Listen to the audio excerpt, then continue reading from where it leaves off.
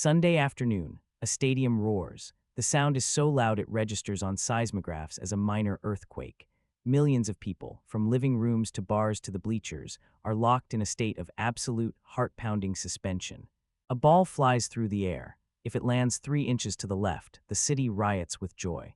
If it lands 3 inches to the right, grown men weep. But somewhere else in the same city, maybe even in the same house, there is someone who walks past the television and feels nothing. No rise in heart rate, no sweaty palms, no tribal loyalty. To them, the screen is just flashing colors, the game is just physics, and the obsession everyone else feels. It looks like a foreign language they never learned to speak. Why? Have you ever wondered why you are the way you are? Why can you stand in a room full of screaming fans during the World Cup or the Super Bowl and feel completely detached? While they are tearing their hair out over a referee's call, you are wondering if you should start dinner early. Is it arrogance? Do you think you're better than them? Is it a lack of passion? Or is it something deeper? Most people assume that if you don't like sports, you're just not a fan. But psychology suggests that your indifference to sports isn't just a preference. It is a fundamental structural difference in how your brain processes identity, control, and emotional risk.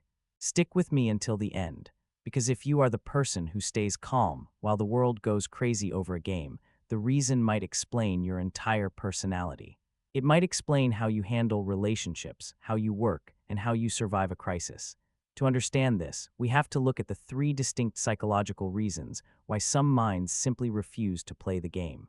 The first perspective comes from a group we might call the Emotional Economists. These people don't ignore sports because they find them boring. They ignore sports because, subconsciously, they are protecting themselves. Psychologists often refer to this behavior as a trauma response to vicarious disappointment. Think about what being a diehard sports fan actually requires. It demands that you take your personal happiness, your mood for the week, and your emotional stability, and you hand it over to a group of strangers who don't know you exist. You are signing a contract that says if this team loses, I will be devastated. If they win, I will be manic. For the emotional economist, this is a terrible deal. These are people who, often due to past experiences or a highly sensitive temperament, have learned that the world is unpredictable enough as it is. They have likely experienced situations in their childhood or early adulthood where they felt helpless, where the rug was pulled out from under them. Because of this, their brain developed a protective mechanism called emotional autonomy. Psychologically, the brain adapts to past disappointment by refusing to attach itself to outcomes it cannot influence. If you invest your heart in a team, you are making yourself vulnerable to pain that you didn't earn. The emotional economist refuses to do this. They have a subconscious rule that says, I will only suffer for things I can fix. I will only celebrate things I have built. It's not that they are cold, it's that they are guarding their peace. When they see a fan smashing a TV because a quarterback threw an interception, they don't see passion. They see a lack of emotional boundaries. They see someone letting the external world dictate their internal state. For this group, not watching sports is an act of self-preservation. They are hoarding their dopamine for their own lives. They are keeping their sadness for their own tragedies. They have decided that life is difficult enough without borrowing anxiety from a scoreboard.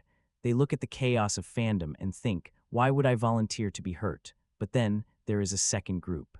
This group is often high-achieving, analytical, and perhaps a little bit anxious. We can call them the Agency Addicts. For this group, the issue isn't the emotion, it's the locus of control. In psychology, an external locus of control belongs to people who believe luck, fate, or powerful others determine their lives. An internal locus of control belongs to people who believe they determine their life. Sports fandom is the ultimate exercise in an external locus of control. You are screaming at a screen, wearing a lucky jersey, praying to a god of athletics, but ultimately you have zero influence on the ball. You are powerless. For the agency addict, this powerlessness triggers a deep, almost physical discomfort. These are the control seekers. They are the people who hate being passengers in a car. They are the ones who read the instructions twice. They are the ones who, when a crisis hits, immediately start making a plan. To them, watching sports feels like catastrophizing in real time. It feels like watching a disaster unfold that you aren't allowed to stop. Their brain is wired for problem solving, but a game cannot be solved by the viewer. So instead of relaxing, they feel a low-level anxiety. They look at the game and think, this is a waste of output. They replace sports with things that offer a high return on investment. video games where players control the character, woodworking where they shape the wood, business where they make the sale. They aren't boring, they are just obsessed with agency. Have you ever noticed that many entrepreneurs or artists don't watch sports? It's not a coincidence. They are creators, not consumers of achievement. They find it difficult to derive satisfaction from vicarious achievement, which is the psychological term for feeling pride in someone else's success. To the agency addict, vicarious achievement feels hollow. It feels like eating a picture of a meal instead of the meal itself. They don't want to watch the gladiator. They want to be in the arena. And if they can't be in the arena, they'd rather be working on their own armor than cheering for someone else's. And finally, we have the third and perhaps most misunderstood group. These are the people who don't just ignore sports. They are actively baffled by the importance society places on them. We call them the reality anchors. This group operates on a form of psychological strategy often linked to defensive pessimism. Now, usually, defensive pessimism is about expecting the worst to prepare for it. But in this context, it manifests as a hyper-awareness of reality versus distraction. For the reality anchor, the world is a serious, complex, and urgent place. Their brain is constantly scanning for real threats, real improvements, and real connections. When they see millions of people obsessing over sports, their brain categorizes it as a maladaptive daydream. They see it as a mass delusion, a way for society to sedate itself. Psychologically, these people often score high in the need for cognition. They enjoy thinking, analyzing, and deconstructing complex ideas, but sports, to them, feel like an arbitrary loop. The season starts, they play, someone wins, the season ends, and then it resets. Nothing actually changes. The world doesn't get better. The problems of life aren't solved. It is a Sisyphean task, pushing the rock up the hill just to watch it roll down again next season. The reality anchor finds this repetition exhausting, not exciting. They are the ones who, at a Super Bowl party, are in the kitchen asking someone about their divorce, or talking about politics, or discussing the economy. They are seeking a substantive connection. To them, sports talk is a shield that people use to avoid talking about what's actually happening. It's a safe, prepackaged conversation. Asking, "Did you see the game?" is code for "I want to connect, but I don't want to be vulnerable." The reality anchor refuses to use that code. They want the raw data. They want the truth. They utilize a mental strategy of stripping away the narrative. Where a fan sees a clash of titans, the reality anchor sees employees of two different corporations running on grass for a salary. They deconstruct the magic because their brain prioritizes truth over comfort. They aren't trying to be buzzkills. They are trying to stay anchored in a reality they feel everyone else is trying to escape. They visualize the finite nature of time, thinking, "I have 4,000 weeks in my life. Do I really want to spend 500 of them watching someone else exercise?" Now, listening to this, you might think these three groups sound superior: independent, focused, grounded, but we have to be honest. There is a cost to this mindset. The psychology of not obsessing over sports is often a psychology of isolation. Sports are the social glue of our culture. They are the easiest way for strangers to become friends. They are a shortcut to tribal belonging. When you wear the jersey, you belong, you are safe, you are part of the in-group. The people who don't care about sports walk through life without this shortcut. They often feel like anthropologists on their own planet. They stand in the break room at work on Monday morning, listening to colleagues dissect the game, and they feel a specific kind of loneliness. The loneliness of not speaking the language. They have to work harder for a connection. They have to build bridges using vulnerability, intellect, or humor because they can't just rely on the score. It can be exhausting. It can feel like you are constantly on the outside looking in, and yet there is a hidden strength here. Psychologists have found that people who don't rely on basking in reflected glory, that feeling of "we won" when the team wins, often develop a more robust sense of self-worth.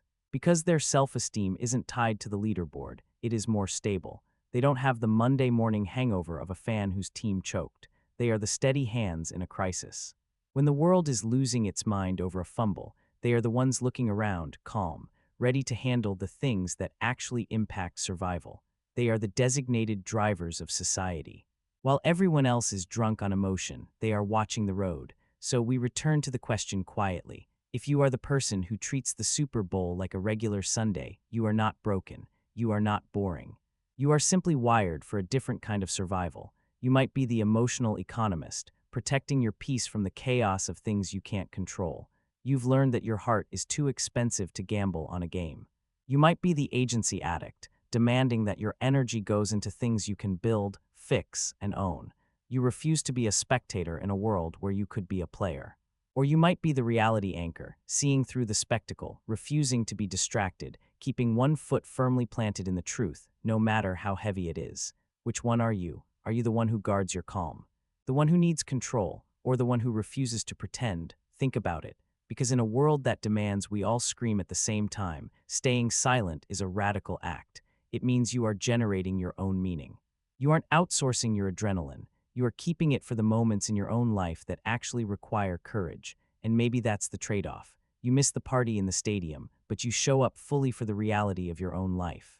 Tell me in the comments which group resonates with you, or is it a mix of all three? I read every story, and I'm curious to know how you navigate a world obsessed with a game you don't play. If this video made you feel seen, hit subscribe. We explore the psychology of the things everyone feels, but no one talks about. Click the like button to help this video find the other people who are standing quietly in the roaring crowd.